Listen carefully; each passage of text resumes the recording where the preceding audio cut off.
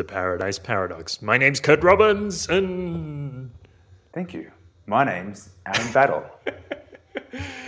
So we're going to talk about the music industry, how corrupt and inside out, twisted back to front, wearing its underpants inside out is the music industry, and at least up to the internet era. We'll go through how things worked, how they were shifting the numbers, swapping the numbers around, getting people to buy the records, manipulating you into thinking things which you didn't previously, and becoming a criminal, going out to the streets and robbing people.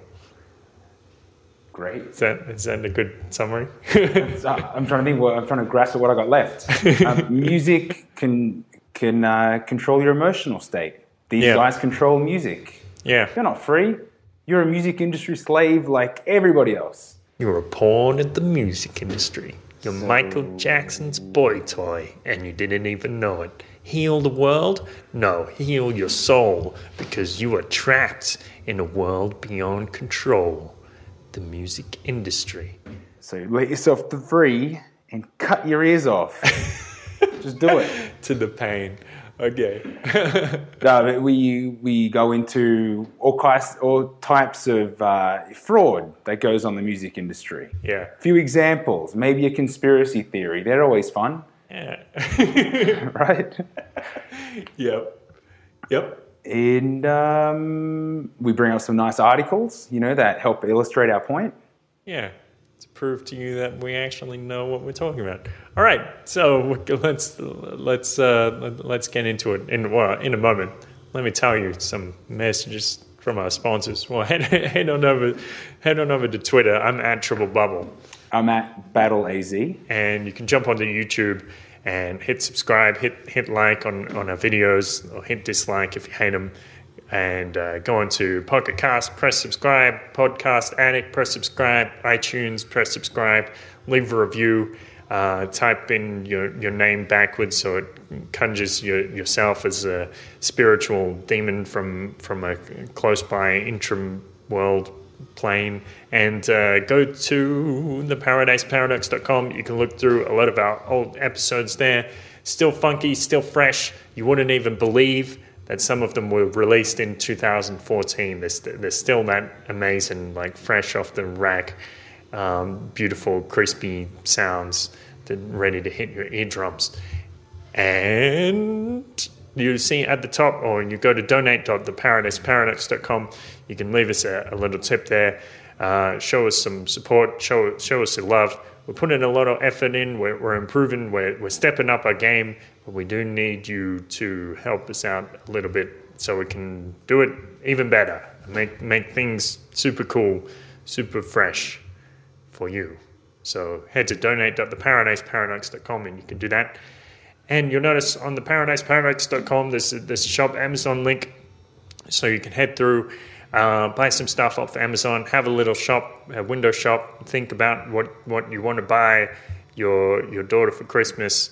Maybe the Backstreet Boys' new album. If they had a new album, you could buy it off Amazon, but they don't, so probably don't buy that. And I guess that's everything, isn't it? I'm excited. Let's right. get into it. Cool.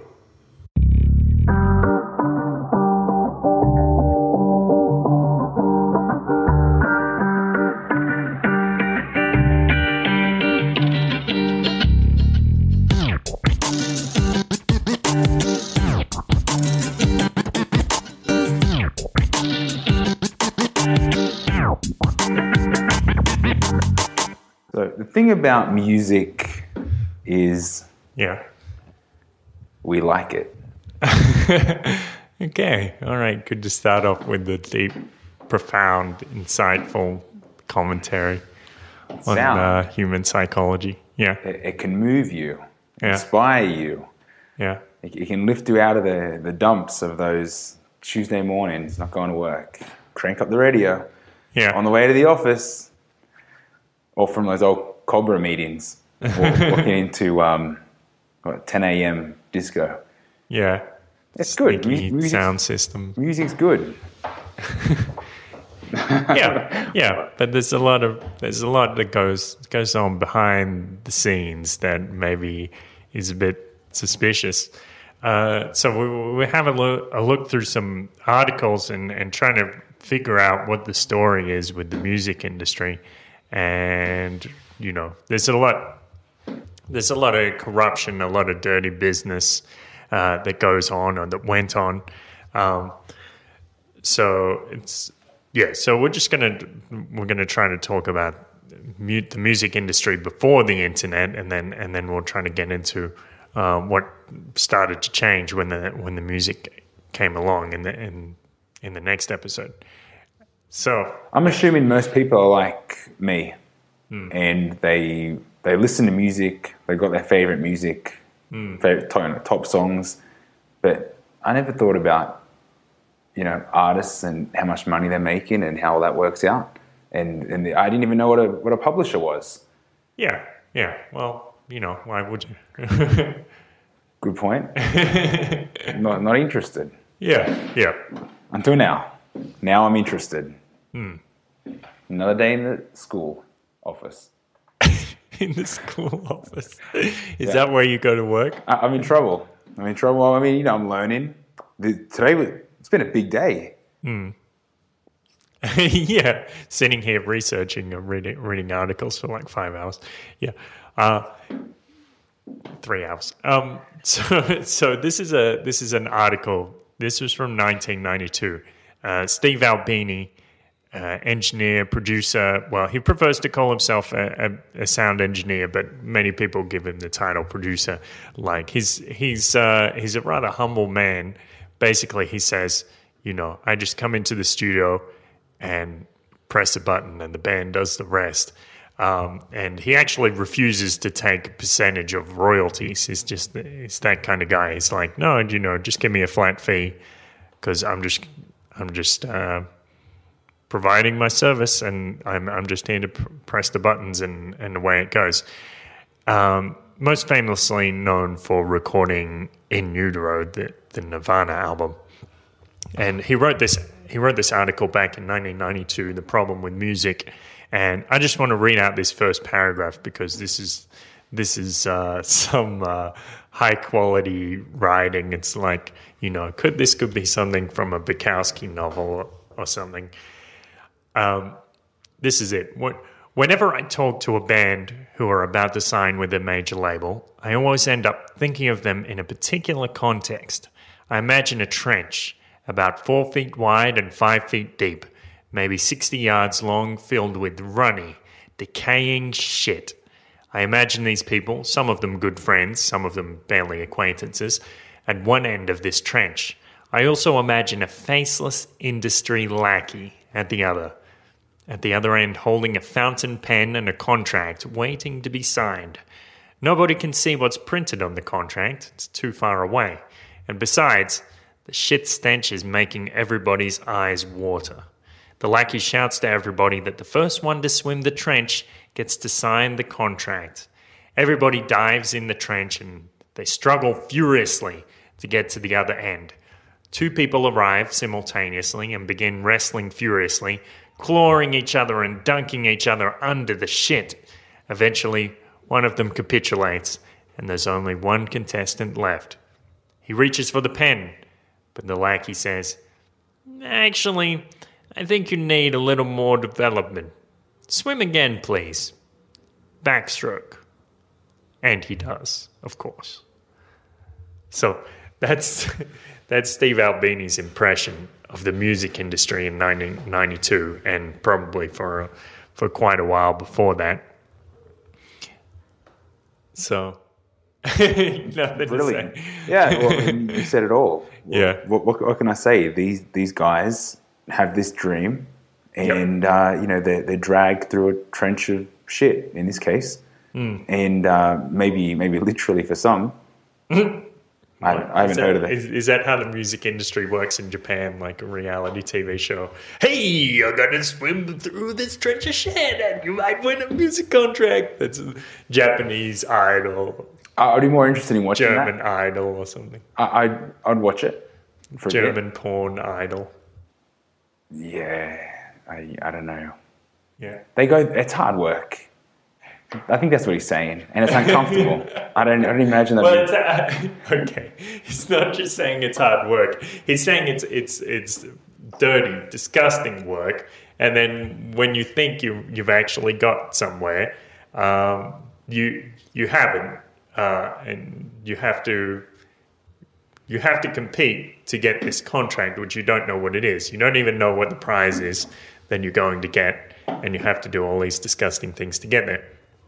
And in the rest of the article, he goes through, he gives you some real examples about what would actually, what kind of figures you would actually get if you do get that recording contract, or if you did back in '92, and it doesn't work out very well. So it's like you get this big advance, maybe it's $250,000. In another example that in Courtney Love's article, she goes through and gives this example with $1 million. But then things come in, the drum doctors come in and they tune the drums. They give you buy a new drum kit, you buy some new guitars, and you pay for the producer and you pay for the studio time. These studios are probably owned by the record labels, and so you're actually paying them. You got this advance, which is it's like a loan, but it's similar to a loan, except if you don't actually make the sales, you don't actually have to pay the loan back. But if you do have a successful album, well, chances are you probably won't make any more than the advance. So that's the problem with the system, because they're lending you all this money, then they're charging you for all these services, and then at the end maybe you're lucky to get some crumbs. Yeah, it's devastating. I can't think of any examples right now, but I mean, you see artists upset sometimes, and it's not. I mean, that wasn't new to me, but I didn't imagine that was everybody, except most of the time to keep because next album's going to be better, right? And they can do it because there's always going to be more artists that want to get in that trench. Yeah, like it's a constant flow of new talent. Yeah. So it's a competitive industry. Yeah, and I guess for a long time that people had this concept that, or musicians had this concept that you get signed to a label and then you really make it, and the label is going to produce you and market your product, and everything's going to go great for you. But then things started to change, and musicians started to clue on to this. And Steve Albini describes where the A&R comes to see you, but you think it's going to be this greasy, sneaky, middle-aged man in a business suit, but actually he's this like a 25-year-old kid wearing a band shirt, and you're like, oh, this guy seems like us. He's one of us. And he's been to your shows, and he knows your stuff, and in the end, it turns out this A&R is kind of he's probably genuine when he tells you these things, but actually he believes in the record label, but the record label is actually there to screw you. So he's been kind of scammed as well, or he's been taken for a ride. So you projected this nice image, but it's all fake. There's nothing behind it. Yeah, it must be tough. I mean, you get this big check up front. Everyone treats you great. Yeah. Everyone's your number one fan. You go with it. You go with the flow. And in the article that Love wrote, it's like you enjoy the ride, and it's great. You hear yourself on the radio. You think you made it, and then you end up with debt and nothing. Yeah, or a little bit just to survive, like a kind of minimum wage. I think Albini describes it as you'd be better off working as a checkout chick or something. That's for the kind of money that you're making. So yeah, the artists don't have a lot of bargaining power in this case, and yeah. Well, I remember listening to an interview with Immortal Technique. So what happened with him was he had some songs that he'd recorded or an album he'd recorded, and he went around to all these major labels, and he's like, well, this is my thing, this is what I do, this political hip-hop, conscious hip-hop, talking about corruption and establishments and stuff like that. And they're like, no, man, we don't go in for that kind of stuff. That's not what's selling with the kids, this political stuff. Not cool. But then when Tech started hustling on his own and he started to make some significant sales on his own, that all of a sudden they start coming back to him and they're like, well, how about signing with us? But by that stage he was like, nah, fuck you guys. And he set up his own label, Viper Records, and actually I think the guy does quite well, because it seems like he hardly ever puts out an album these days, but the last album he put out he just released for free, and it was pretty good actually. The Martyr is pretty good. You can download it for free, and yeah, it's kind of cool because the guy is like at the start of his album, he's like, burn this for all your friends, download it, whatever. Yeah, it's kind of cool. Well, it's kind of like the opening track. Yeah, sweet. But what's other than just promotion and getting his music out? Was there another angle? Like, was there another way that he was? Because I mean, that's obviously not his first music, but I mean, to do that, I mean, the music industry looks at that like they want to make money off you. Forget about it. This is a guy that's giving away his music. We can't make money here. I don't think they were thinking like that. Well, I don't know. Maybe they've given up on him. I don't know. Oh, they would have had to. No, but what I mean is, when they came back to him and said, "All right, maybe we can work out something, or maybe we should reconsider." Looking at him giving away his music now, obviously he wouldn't have been able to do that if he was signed. Oh, I see your point. Yeah. Yeah, it's like, there's no freedom to make that call. Exactly. So he has a lot more freedom because of that. So I guess that's a path that a lot of artists will take. But I guess we'll talk about that next time. But let's see. Here's an interesting article. I searched for corruption in the music industry or something like that, and this is what came up on hiphopisred.com. The secret meeting that changed rap music and destroyed a generation. Was it after you looked that up that you told me we better make this a double episode? Or before? I guess that had something to do with it, because you start scratching the surface and you see how crazy this shit starts to get. Yeah. So it's pretty wild. This is, let's see, here's a little extract for you. So it's describing this like a secret business meeting. Now this is an anonymous letter. So like I was saying to you, Aaron, earlier, like this could be real. This could be 100% fake. Nobody really knows. There's no way to confirm it. But, it's a kind of circumstantial thing where we say, yeah, this is quite plausible. So he's describing this working as some kind of executive or, marketing director, A&R, whatever, in the music industry, presumably for a major label. And he gets contacted by someone and some secretive agency or secretive corporation that never actually gives him their full names.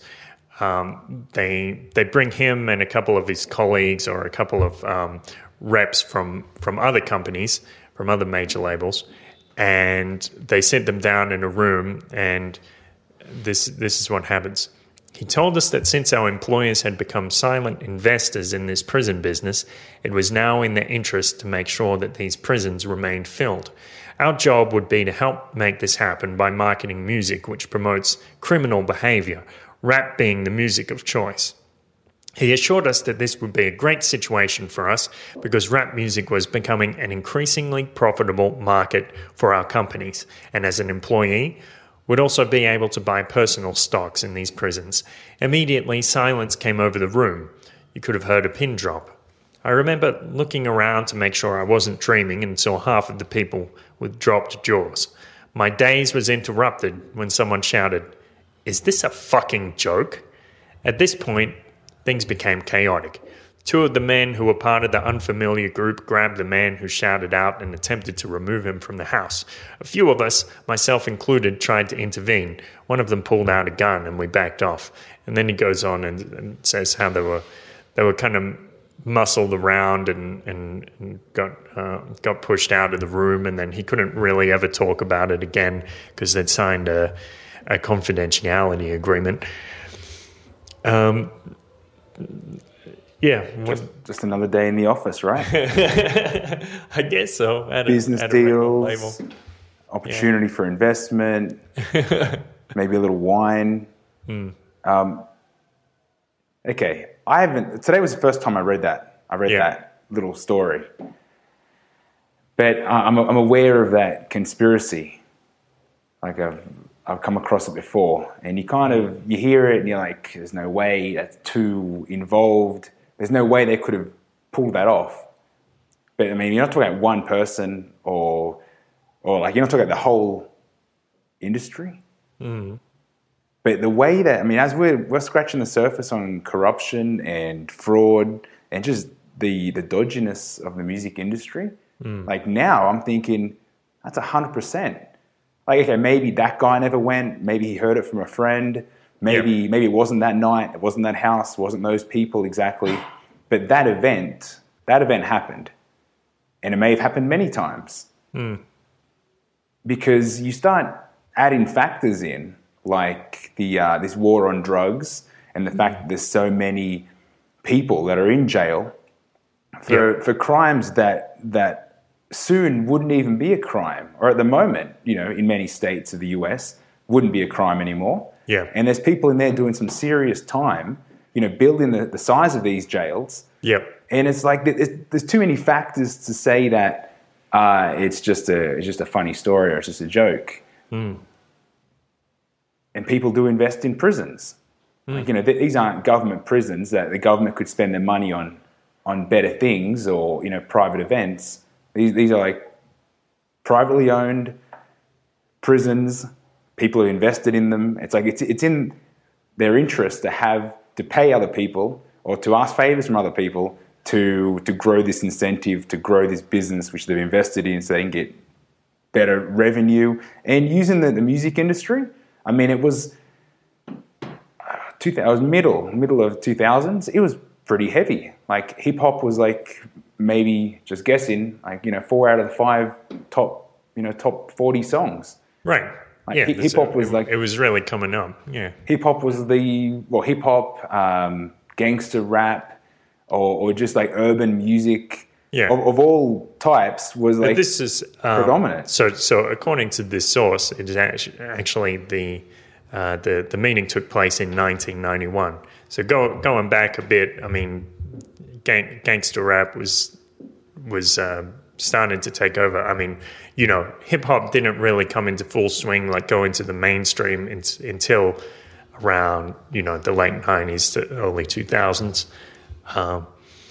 But yeah, I mean, that's like, it doesn't take a genius to say, hey, how can we influence kids so they perform criminal actions? Well, kids listen to music. Let's go for the music. So, it's like 2 + 2 = 4 kind of thing. Not a hard decision to make, I guess. If you're low on moral fiber and you already have these kind of twisted incentives of locking more and more people up. But the safe ground here is to say it's just a coincidence. How can these people manipulate the top charts. What's popular? Like, the people choose what's popular. Why is this music popular all of a sudden? It's not like we have anything to do with that. You know what I mean? Like, Right. how does music become popular, and why is it one type of music and not other types of music? I just assumed that everything's legit, right? Right. I just assumed that what's popular is because the majority of people enjoy it. Yeah, no, I don't really think that's how that works. I don't think anymore. Well, people will like things just because they're exposed to them more. I mean, I'm sure many people had this experience where they're in a club and there's been like 5 songs in a row that they don't recognize, and then the 6th song comes on and they're like, hey, I like this one, and they start dancing, and then they realize, oh, it's actually Oops, I Did It Again by Britney Spears or something. Oh, Justin Bieber. Baby. Like, baby, oh. So... Can we cut that? Okay, sure. Whatever you say. So the thing is, just because it's familiar, it seems good. That's like this basic psychological concept, like just out of virtue of being able to be recognized, it seems like it's something good. Like if you're at a party and you don't recognize anybody, and then you see somebody maybe who you actually didn't really like from high school, and you're like, oh, I'm not alone here, and you go talk to them even though you hate their guts or something. That kind of thing happens. You wave them over without even realizing who they were exactly. Like, they look familiar, and all of a sudden now you're shaking hands and saying hello. Yeah. And you can deny it all you want. You can say, no, I'm more conscious than that. I know what I like and what I don't like. And it's like, sure, think hard enough and you'll find an example. Yeah. So just the thing is, first these record companies put this music out, and then they find ways to manipulate the charts. And they've been doing this apparently for a long time. I dug up this article from Neil Strauss. This is like from 1996. And he was describing some of the ways that the record companies manipulate the charts. And I have heard that they used to do things like go into record stores and buy their own records. Why not? Because it's pretty easy to do. You do it, say, when a single gets released. Say you get a single released on Thursday, and you get people going out to the record stores. They go out and buy them. You pay them like $5 an hour back in those days, I guess, to buy the record from several stores, and then you receive the record again at your warehouse or something like that. And it puts up the numbers, and then people call record stores and like from let's see, I don't think it was, before SoundScan. So the Billboard magazine charts, they used to call up record stores and say, how many copies of this single did you sell? And they would say how many, and that's how they got their numbers. Or the other, I guess the more direct way is just you go into a record store and say, hey, we just released this single. Here is a jam basket or something, whatever they like, a box of chocolates, a new washing machine, whatever they need, maybe even cash. Why the fuck not? Give them some cash and say, hey, when Billboard calls you up, just tell them you sold 1,000, okay? And the clerk's like, yeah, whatever, I got my money. I got paid. That seems wrong, right? Yeah, well, it's I guess it's fraudulent. It's a bit hard to trace because there's a few links in the chain there. And yeah, I'd say it's unethical. I'd say it's deceitful. Yeah, absolutely. But back in the day when they had music stores like, say, Sanity back in Australia, I remember those stores were everywhere with CDs, with different people on the front of them. CDs. And so it seems so yesterday. Now it seems silly. What's the difference of saying, here's a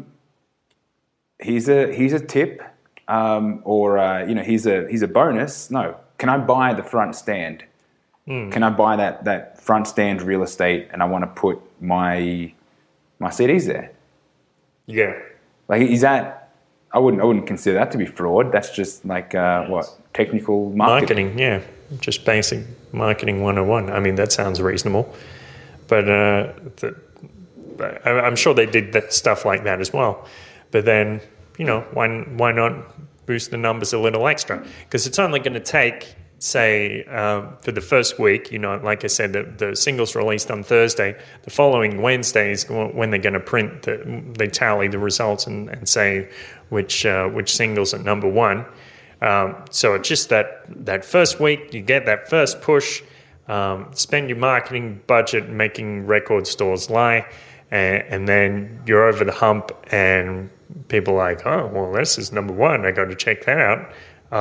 I guess it's a simpler time. Yeah. So, I mean, okay, to stretch that example further, now I'm giving you my CDs. And because they're for free, you're going to get a higher markup. And there's more incentive to sell. I mean, that's not giving them money, but it is in a different way.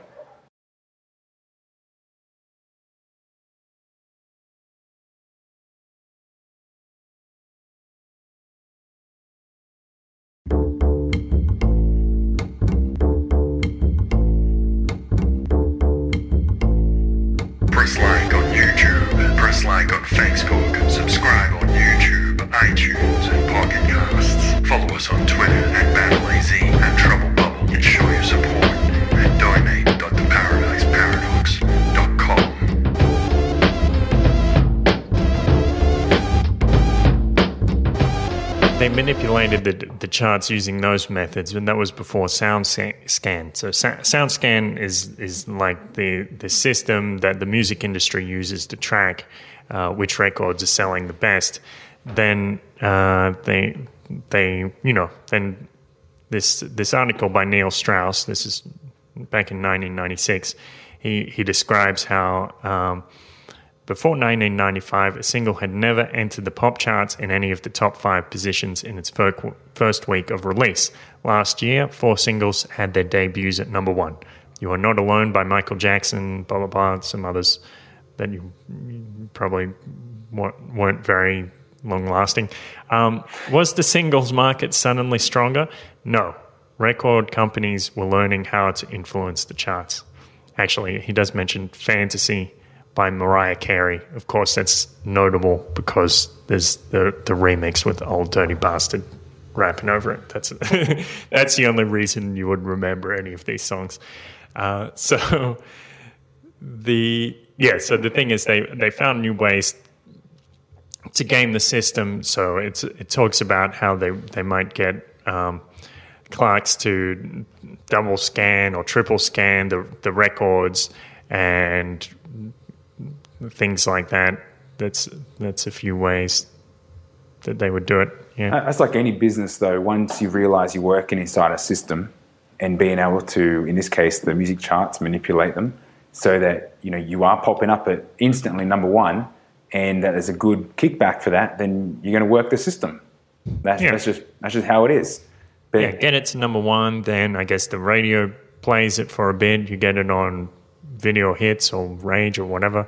MTV, whatever people watch. I think Rage still lives. I don't know the other ones. Video Hits.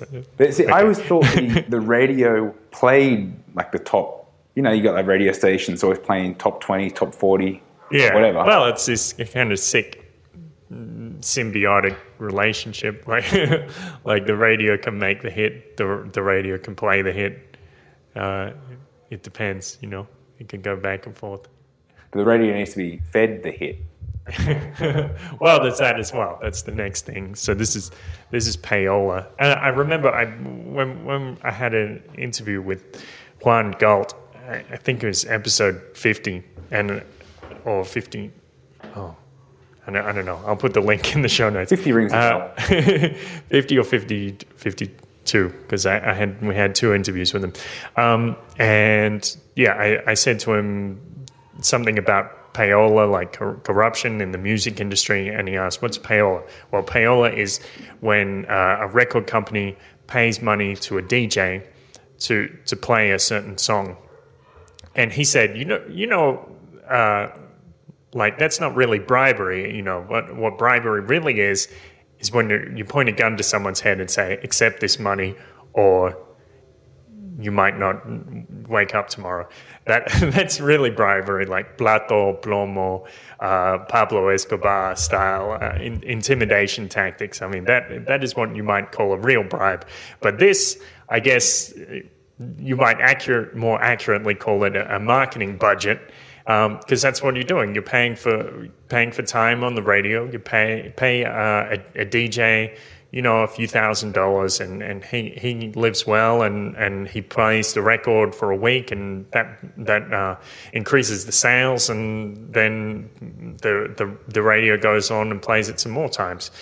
Buying airtime, shouldn't be illegal. Yeah, or but regulated. it is. And it's been illegal since like the 60s in the United States. It's illegal to pay DJs to play a song. And on the surface, it doesn't make sense, because you're like, well, it's just paying someone to play a clip on their radio station. You can pay for advertising. Why can't you pay them to play music? And I think the reasons for this are there are a few reasons why the record industry would actually want that to be legal. And one thing would be it acts as a barrier to entry. So what if there's a new independent label, it comes out and it's got this great artist, and it wants people to hear it, and it wants radio play so they can get people to hear it? Well, no, they can't do that. Or they can try, but they might get fined, they might get arrested. Depends on the exact word of the law. And that's if you can play, because Paradise Records, our budget's not that big. Right. But see, that's the thing. All those podcasts we're releasing on vinyl. That limited print, limited edition 5 vinyl print of episode, whatever episode this is. We're going to do it. Right. We need to. Yeah. But, so we're not getting that played on radio anytime soon. We can't afford it, because it's like, what? Firstly, you need to pay for the advertising. Then if you get busted, there's like, you got to pay the fines, $10,000 a hit, $10,000 fine, and a year in jail. Yeah. Which is that what it is? Okay. Yeah. Right. $10,000 fine and a year in jail. Which, all right, that's a lot of fun. It was brought in 1960, and no one has ever gone to jail yet. Universal has paid $12 million in fines, Sony $10 million, and Warner has paid $5 million. There's a couple of others, but the big players are just paying the fines as a cost of doing business. Yep. It's just part of the budget. Yeah, so that it means for them, they can, sometimes they find ways around the law, like little loopholes where they can pay DJs anyway, or put them on the payroll somehow, or they set up a third party kind of proxy publishing company, so that publishing company is the one that pays the DJs and takes them out in limos and pays for the prostitutes and cocaine. Who knows? But the bottom line is the majors can do that. The independents can't.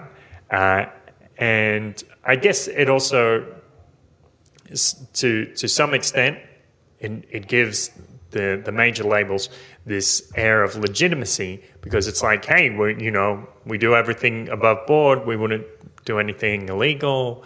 Payola is illegal, so obviously we wouldn't do it. And people think that, hey, the music I listen to on the radio, the music I like because I like it. It's not because some radio DJ got paid off and is out there snorting PCP of a prostitute's tricep. That wasn't a prostitute. Deltoid. That's the new secretary. Okay. She takes our calls. All right. But I just play the song every single morning between 8:30 and 9 for all those passengers heading to work in the morning. The same top 10 every morning. That's just my job. What am I doing? They pay me. I'm doing my service. People enjoy the music. They chose it. Yeah. Right? Yeah. It's by popular demand. Well, not really. I mean, you get this stuff shoved in your face, and then you want to hear more of it. It's kind of how it goes. So yeah. Which song was it that you said has got exactly the same tune, or because many of these songs have the same tune? So you were talking about, what's his name? Max Martin. I think it's Max Martin. The name doesn't sound right. It sounds like a Hollywood name. Max Martin.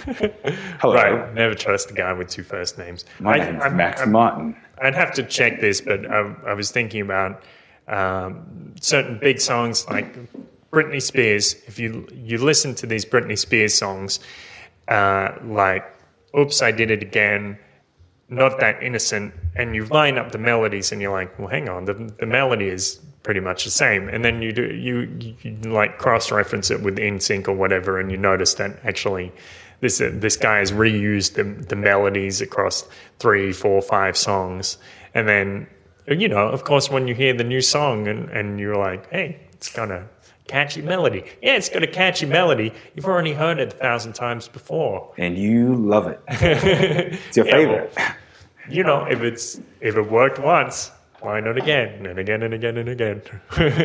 Well, with the video that I came across, and there's many videos. I mean, this isn't something that's like covered up or anything.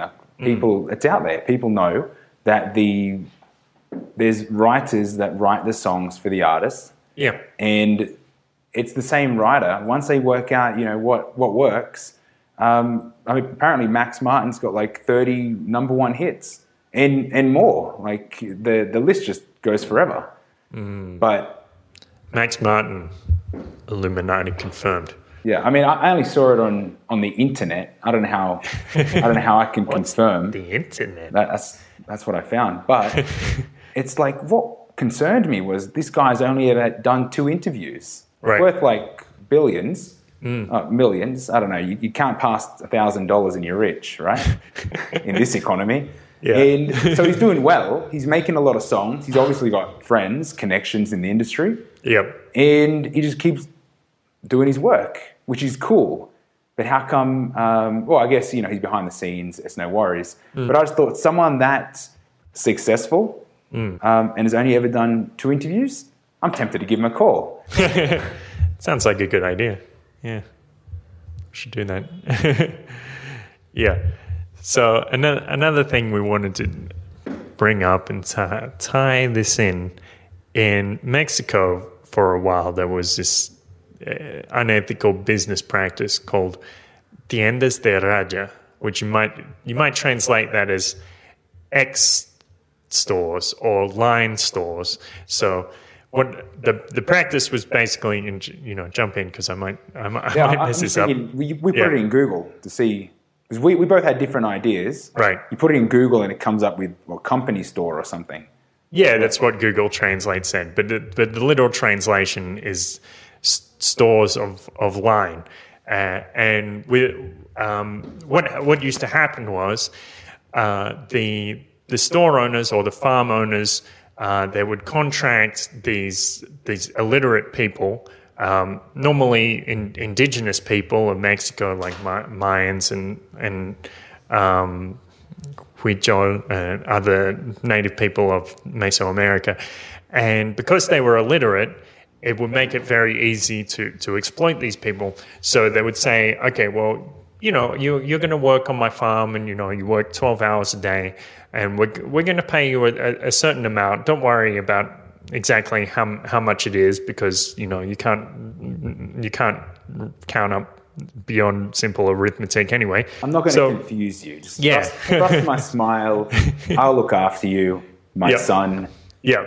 So go. You come in, you need these boots, and you need this soap, and you need a towel, of course, and you've got this accommodation. So we're going to, Well, I'm assuming they supply everything. Yeah, I think so. And for everything that they supplied, of course, they also charged.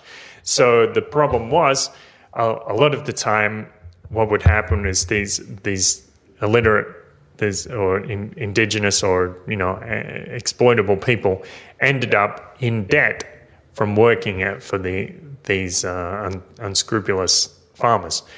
And this is kind of a similar business model that you see in the music industry, at least up till the last couple of decades. Maybe it's changed a little bit recently, but that's the kind of business model. Like, we're going to provide you this $250,000 advance, but we're going to charge you for everything.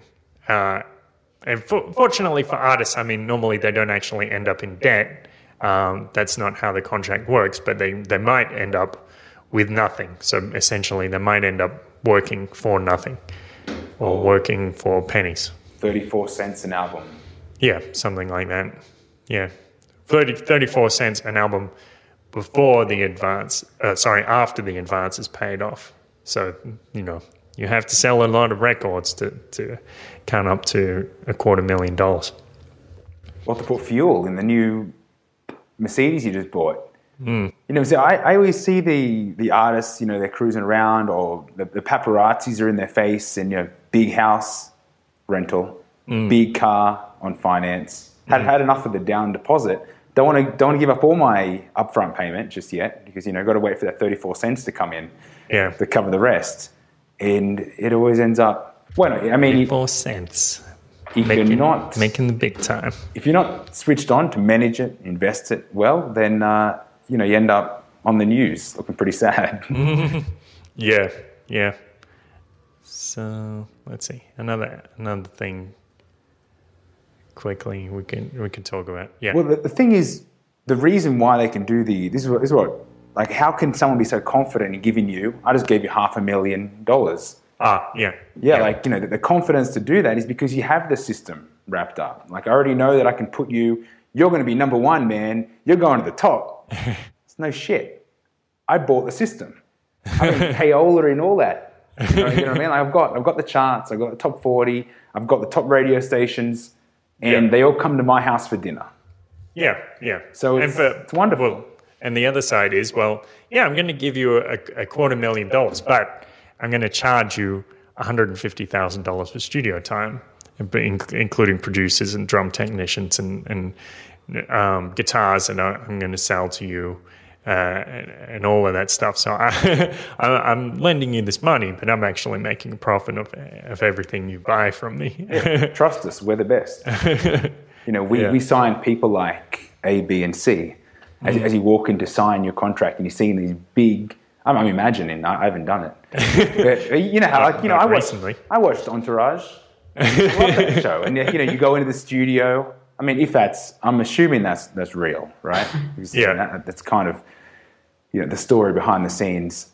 And you're walking down the hall to the office, big chairs, big desk, and then you got all the stars on the way, and like a picture of you at the end of the hall, like, you're next, man. You're next. Number one. So you just go and put your little raya. You sign your X. You're not going to read the contract, right? I forgot to explain. That's what the line's taught. That's what the line is. The line is when you mark your name, because you're illiterate. You put a line instead of a signature, or just like you would put an X. Lucky I came back to that. But just sign your name at the bottom of the line there, and you're not going to read it. Like, you could be.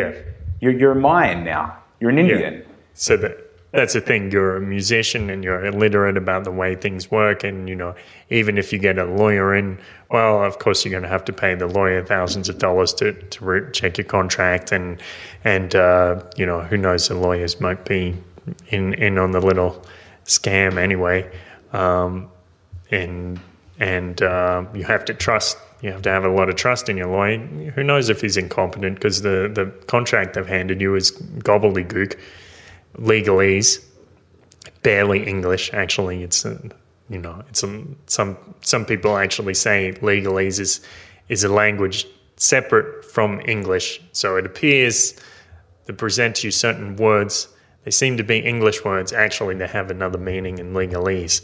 So legalese. Yes, that's cool. It's cool because legal land. Sometimes I don't know if I'm speaking the same language. Usually I'm not, but I can imagine someone that's got a objective can put words in there that can be perceived different ways or interpreted differently, and you're just signing away. Yep. Mark your X. So there's an interesting article on RT about how fake the music industry is, and they go into the details of auto-tune and lip syncing. How you get these big acts like Madonna or Britney Spears, and they come out and just from start to finish, it's all lip synced, and they say that actually it's like, even if the band decides to go off stage for one song, there's absolutely no change in the quality or the production or the sound that's going on there. It still sounds like a studio album. I think, but that's practiced so much recently, and I say recently, like the last could be 10 years. Like it's a normal business act in music. Yeah, well, even say back in the 90s, Nirvana got invited on Top of the Pops, and of course on Top of the Pops, lip synced. It's always been lip synced. It's they never actually get bands to play live on there or to record their songs live. It's always just a studio version with them, pretending to play the guitar. So when what happened was, Kurt was like, well, all right, we'll do the lip syncing, miming, the fake guitar playing thing, but just the one thing I want to sing. So you're going to play my real vocals. And of course he came out and he's like, Lord upon drugs. Yeah, I think that was Jim Morrison's fault. Okay. You seen in the movie how they're telling him what to say, what words to use? Can we change these words in the song? And he's like right in the camera and just belting out his words. Like, I'm going to say it. I can't remember what it was. He couldn't get much higher. But instead he wanted to change it to something else. Yeah. But it doesn't make sense. It didn't have flow. It was like impossible. But he did it anyway. Right. The thing is, I can't believe how it's kind of accepted. Like it's been done forever. There's no worries. Like lip sync away. Yeah. A long time, yeah. And, live performances didn't really exist on television for a long time. And you can see these funny-looking videos of, like, Jethro Tull singing and playing the flute and being overly exaggerated because, he doesn't actually have to make sure the notes are right anyway. It must be hard lip syncing. That nervous. Not as hard as actually singing. Well, what happens if you can't actually sing? Yeah, well, like if the whole thing's just produced. Yeah. Like the time Bart Simpson got into his boy band with Nelson and Ralph and who's the other one? Have you seen the episode? I think so, yeah. Yeah, I mean, I'm going back a little bit, but I think the industry knew like it's produced and it's rubbish. There's no actual performance skill. Right. Everything's just produced and product wrapped up nice and sold out. And the writers of The Simpsons thought it was funny enough to make a show about it. To put an episode in and just let it all out there. Like this is what it's really like. But even if it's there in your face, it's like this is one example. It's hard to take that example and actually think about it and accept it that this is the whole industry. So I'm still struggling with it, and I've been here studying this, like looking at it, going, yeah, well, I mean, they're not my, that's not my music, so I didn't really notice. But last night I was at a friend's house, and I don't watch TV, but they had the TV going, normal house. And it was like the Mexican version of, the Mexican Idol was on, like a show. Young boys are coming on and they're singing, competition to see who can get through the next round. And I'm not an expert on sound, but it was very obvious that there was a difference in the sound quality, or I mean, what, or the timbre. I don't know, but some sound seemed sharper. Right. Like, between the lows and the highs, there was definitely like a range difference. Like every single singer had, like the music it was being produced different. Like the background effect, or like, the speed between, like some just flowed really well. And it was more than just their singing, because I'm starting to question whether any of them could sing. They're just young guys, you know what I mean? Possibly not. And it's prime time. I mean, television. they can probably sing to some extent, but then you put them on there and like, all right, we don't want any fuck ups. So you get the auto tune, or you get the pre-recorded version played over the top. Why not? But that's where it got really obvious, where one guy obviously wasn't going to get through. He wasn't as TV ready, let's say, or Photoshopable enough. Like, he was a little shorter than the other guys. He was a little bit more Oaxaca. He looked a little more native than the other, like, mixed race type. People look interesting. Sometimes you get like a Eurasian or something. It's like there's a different look there. I can market you, where, someone that was dragged out of the Tianguis, that's got his stall down the road here, I'm not going to be able to sell this guy. You know what I mean? He's just not TV ready. Right. I think I just made that up. But he didn't have any help with his singing. Right. It was obvious. And, he crashed and burned. Yeah. So and then I'm thinking, I was only looking for that because we've been looking at what we've been looking at. So like once you click that mind to think what's real, what isn't real, you realize it's all manipulated. Yeah, well, that's another part of this kind of racist narrative, I guess, like convincing young black boys in America to pick up guns and sell drugs or whatever they need to do, because NWA told them it was cool or something like that. Telling me it's not cool? It's very cool, very gangster. Cool. That's got a whole world effect. How are we looking? I mean, that's got a whole world effect. Yeah. He's like, I know the. Well, it's. Have you seen pictures of like policemen here in Mexico holding their rifles and shotguns and stuff like on Facebook? I'm cool. I've got a shotgun. No, I haven't seen that. Maybe just. Oh, hang on. You're talking about like El Chapito and. Whether the narcos or police, I mean, different gangs, same guns. Right? Different costumes, but same shit. One side gets paid a little better, depending on your place in the hierarchical chart. Just huevos. Depending on your huevos. Bigger huevos, bigger paycheck. That's my motto.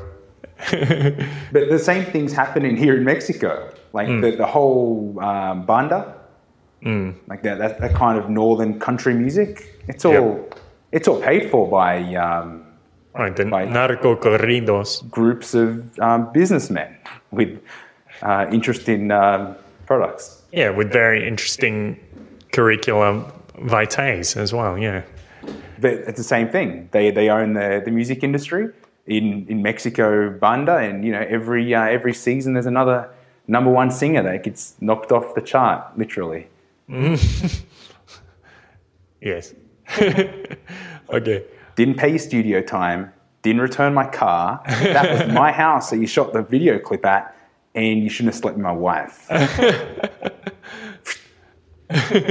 I didn't know like bands that play norteño music get laid so much. You've opened my eyes. You wouldn't think so. Usually they're overweight. Well, playing at weddings, I guess it's a lot of bridesmaids need some loving. I'm talking at the top 10. Top 10 groups. Okay. It's always the top charts.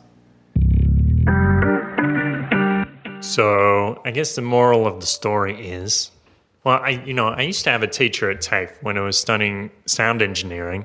His name was Mark Tinson. He was a guy in Newcastle. He was a member of a few like semi-famous bands around that area, like Rabbit and Bluegrass, and he's also a producer.